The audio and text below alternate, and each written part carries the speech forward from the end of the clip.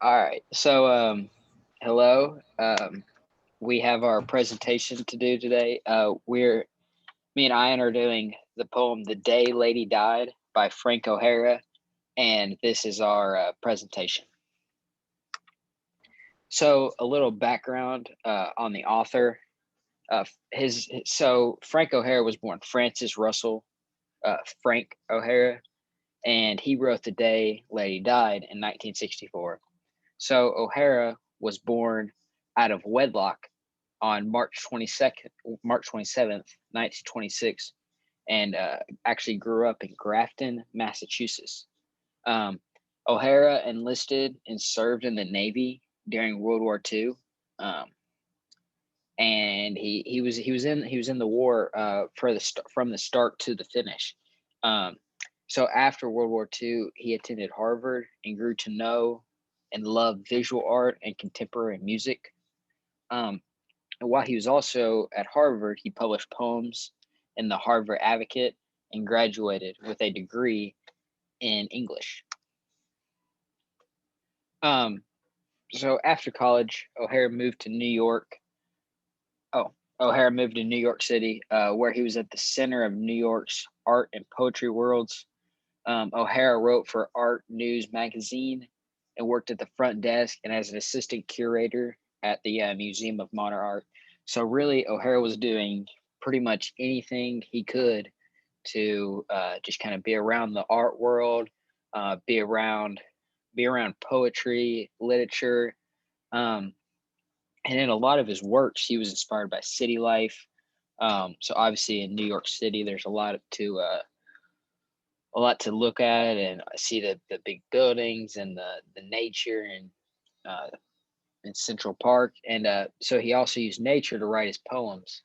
Some of his works included City Winter, and other poems. Those two poems were written in 1952.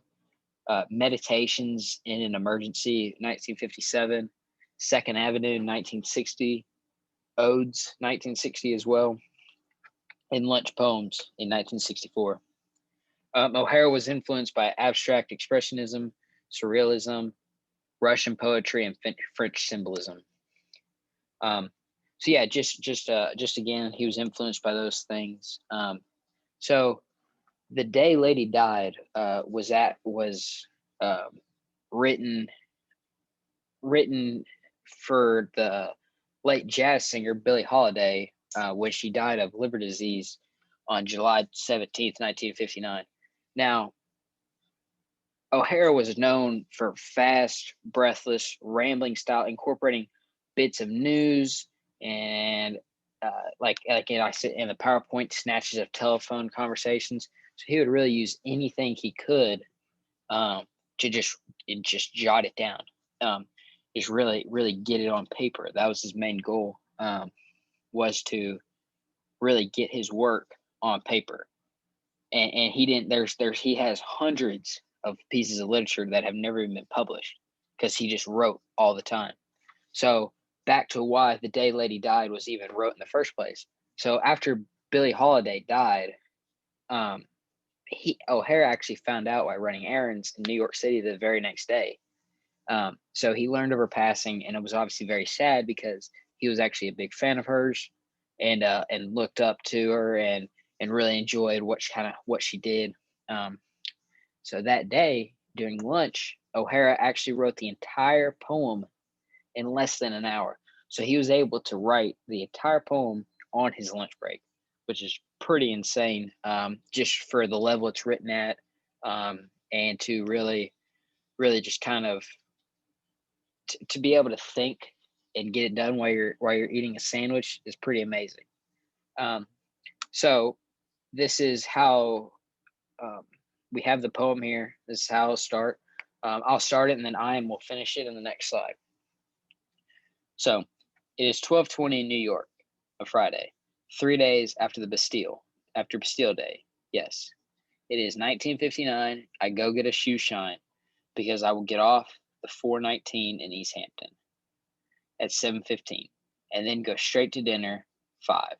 And I don't know how. I don't know the people who will feed me. I walk up the muggy street, beginning to sun, and have a hamburger and a malted and buy an ugly new world writing to see what the poets in Ghana are doing these days. I go on to the bank 10 and Miss Stillwagon, first name Linda, I once heard, doesn't even look up my balance for once in her life. And the Golden Griffin, I get a little Verlaine. Then I can take it over. Mm-hmm. For pastry with drawings by Bonnard, although I do, think of Hesiod Trans, Richmond Lattimore, or 15. Brendan Behan new play of of Le Balgon, Le Negris, of Gennet, but I don't stick with Verlaine.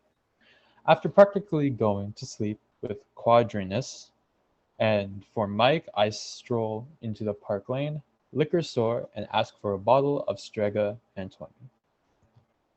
Then I go back where I came from 6th Avenue, and the tobacconist in Ziegfeld Theater, and casually ask for carton of Galoises and carton of Picoines, and a New York Post with her face on it. And I am sweating a lot by now and thinking of 25, leaning on the John door in the 5 spot, while she whispered a song along the keyboard to Mal Waldron and everyone, and I stopped reading.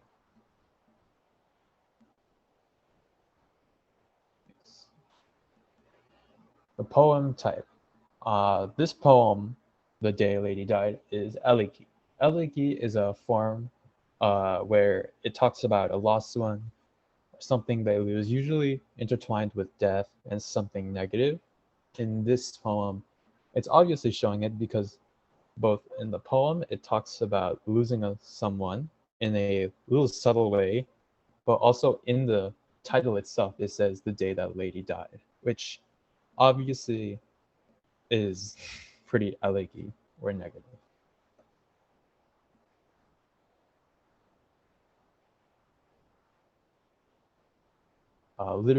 Literary devices. There are four ones that I picked. Inhabitment. Uh, this is basically a literary device where uh, the poem or the poet, the author of the poem, says something or writes something that is beyond what is expected. So if they write a sentence, they go a little farther.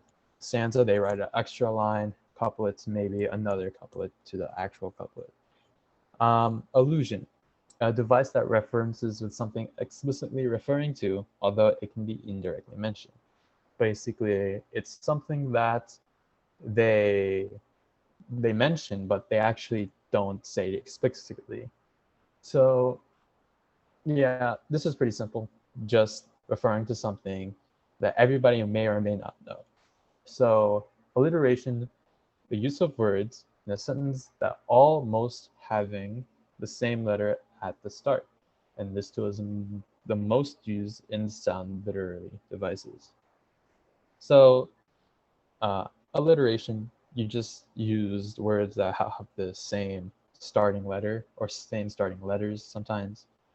And, this is probably the most used device, most used sound device within the poem.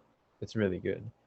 And personification, there was a lot of personification in this poem that I saw. And it's basically when you take an item that is non-human and give it human-like features or acts like a human. So that was And brought up a lot. Yeah. I was just gonna say before we go on, I think enjambment was used a lot because there's a lot of times in the poems where I think you think that it's just gonna like his thought is finished, but then he kind of like rambles on. Uh, and I think that's used a lot in this poem. What do you think? Yeah, yeah. Enjambment was definitely one of the more interesting ones. It's not a literary device you've seen very often. I think this is one of those poems where just they uses so many obscure and weird literary devices that it's really hard to grasp if you don't know what the literary devices are. Yeah, yeah, I definitely agree. And I think, and then we even take it back to just his style, where he's just kind of writing down words, getting it all on paper. Um, So I think that's definitely one of the most used ones in this poem. For sure. So the poem's meaning, this poem is very obscure in itself. I think it's very noticeable from the way the story talks, from the literary devices to even the person who wrote it, the author himself. So the poem is definitely parallel, or someone that basically the poem is something that the author has went through. It's a parallel of something they went through. Sometimes it's the emotions are so raw, in my opinion, that there's no way that he hadn't gone through whatever he's writing. And it also doesn't have to be a lady. Maybe he's making everything stuff up. Maybe it could have been an actual man. Maybe it could have been his son. It doesn't have to be a lady, but I think the way he describes it's someone has definitely passed away in his life and he's writing it in the poem. Uh, literary devices do help, and like I said before, it's a little hard to grasp because of the obscure, uh, you know, devices. Because I didn't even know what enhancement was. Then I had to search it up and some of the other stuff.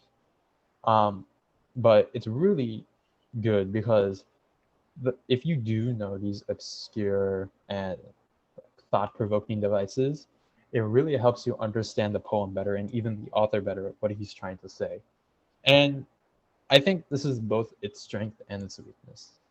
The poem in context, I think this could be applied to anyone. The reason for this is death and losing someone or something doesn't have to be dead. It can also be like breaking up with people, friendships growing apart. Maybe you um, yeah, maybe someone is moving to another city and you can't see them very often. It's losing someone you care about is the main thing of this story, and this could be applied to any time in human history, in my opinion, because everyone loses something and everyone feels that loss. Yeah, I agree with you on all those points, and I think it's he's really just writing about the day that someone he looked up to died, and I think that's something that it's like you don't see that very often. Like he's just kind of going over his day to even he says it's 3 days after Bastille Day, and it's on July 17th, with the day she died.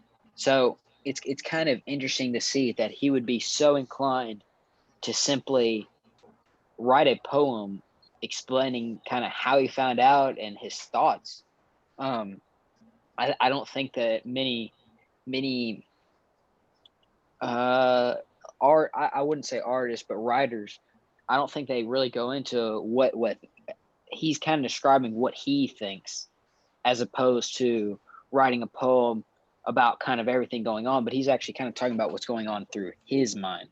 Um, Yeah, so I think I kind of got it out there. yeah, I don't know if that made sense, but you yeah. tell me. I did that. Did you get what I was saying? Yeah, I think I got it. It's a little strange how he writes a poem from so recent or something so like serious.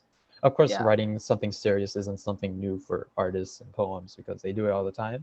Although I do think it's a little odd. Maybe this is a very unique coping mechanism for the author, and he just has to write something down for his one he lost, and he just needs something to write. So maybe it's a coping mechanism and we all just don't understand, but it's very interesting nonetheless regardless of the situation. yeah. I could not agree with you more on that last point, because I definitely think, just based on the fact that he has so much work that has never even been published, he wrote and wrote and wrote and wrote, and I definitely think it was because of what you explained. Um, so yeah, I think that's a really good point.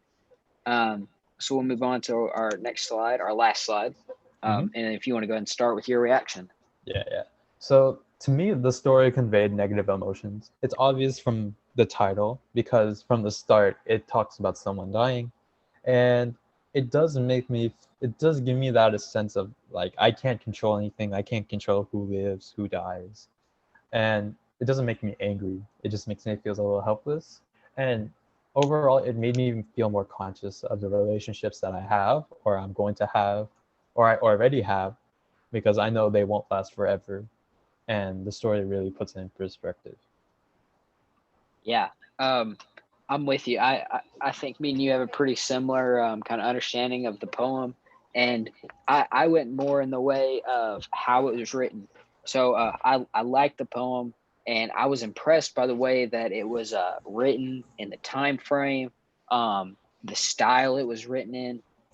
It really is a good poem, and for it to be written in under an hour is something that I think is kind of it's special because most writers will sit down and really work on something for weeks, for days, weeks, sometimes months. And for him to be able to write down such a sophisticated poem in only an hour, I think really speaks to the level of how good he is as a writer and an artist and a creator. Um, but just also to the fact that he's been given a gift that he wants to share. And I think the poem really does convey the strong notion that life is so fragile. And I mean, we really go on every day with how fragile it is, and it will always be like that. So I think he does a great job of putting that message into the poem. Um, so and I definitely agree with everything you said. Mhm. Um, so we had our reactions. That concludes our presentation. Ian, do you have anything you want to add before we end it? I guess so. I think the 1 hour you said before, I think that 1 hour is very important to understand because, like you said, some poem authors just write days, maybe weeks on end for one poem.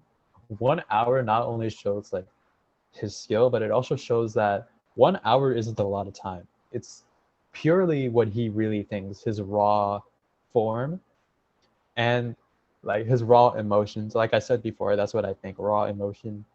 There's no way that couldn't have happened to him. So I think it's very commendable that the author did what he did. Yeah, I agree with all those points, and I think it's definitely a. I'm glad I was able to read this poem. I've never read it before. Mhm. Um, I Yeah. liked how I was kind of able to figure out the background of him and kind of understand where he was coming from in writing it because he's really just writing about somebody he really looked up to and how he passed or how she passed. Sorry. Mhm. Um, so that concludes our presentation, Miss Elamine. If you're listening right now, I hope that you enjoyed it. I hope it was informative. Yes, for sure, for sure. And I'm glad I got to talk to you, Ian. So I Yeah, will you end too. this now.